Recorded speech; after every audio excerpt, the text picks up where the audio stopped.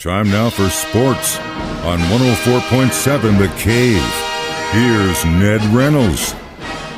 Mike the intern, Ned Reynolds in the studio. It's Monday, and we had a lot of baseball played over the weekend, of course. St. Louis Cardinals, Kansas City Royals, and you were hanging out with the Springfield Cardinals. You want to start there first? Now we'll start with the baseball Cardinals from St. Louis. They were going for a sweep of the New York Mets at Citi Field in New York. Did not get it. They'd won the first two games, but came down to yesterday's. Cardinals had the lead. Mets came back to tie it up, and then the Mets won it on a walk-off home run in the 11th inning, 4-2. The Detroit Tigers, who the Cardinals play tonight in Detroit, knocked off the Royals last night, actually yesterday afternoon, by a score of 4-1. And the Springfield Cardinals, who fell behind in the ball game to the Arkansas Travelers 8-1, came back and tied the game 8-8, and then lost it 15-8 when the Travelers scored 7 runs in the 9th inning. Springfield's in a bit of a slump right now. They've lost 4 games, and after the great start they had, well, they began to tail off a little bit, going down and playing the Tulsa Drillers starting tomorrow night. So, big weekend of baseball, but indeed, the Bears got a win. Drury lost 3 of 4 to Maryville, so a bit of a busy weekend. Yeah, it definitely was. You throw in the draft, you throw in all the golf that was played, and you throw in the hockey and basketball playoffs happening. Literally every sport, with exception, I guess you could say that football wasn't played, even though we watched what teams got picked from which colleges, all that stuff. But let's talk about hockey.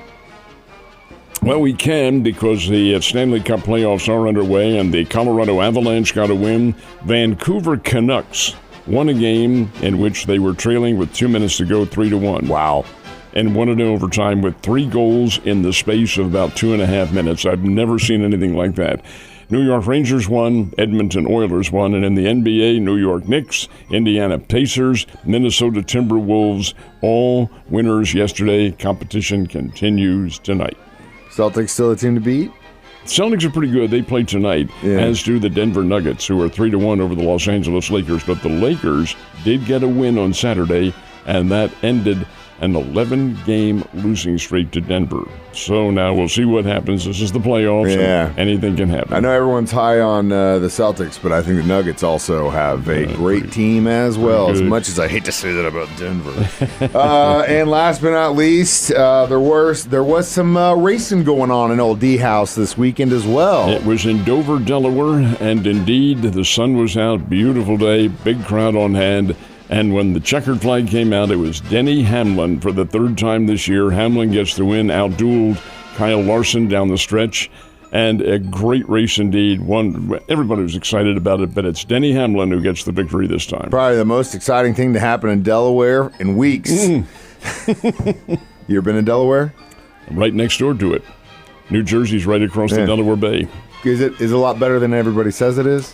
The city of Wilmington is nice. Dover is a very pleasant place. It's an interesting, because it's a coastal state. Yeah. But it's different. Yeah.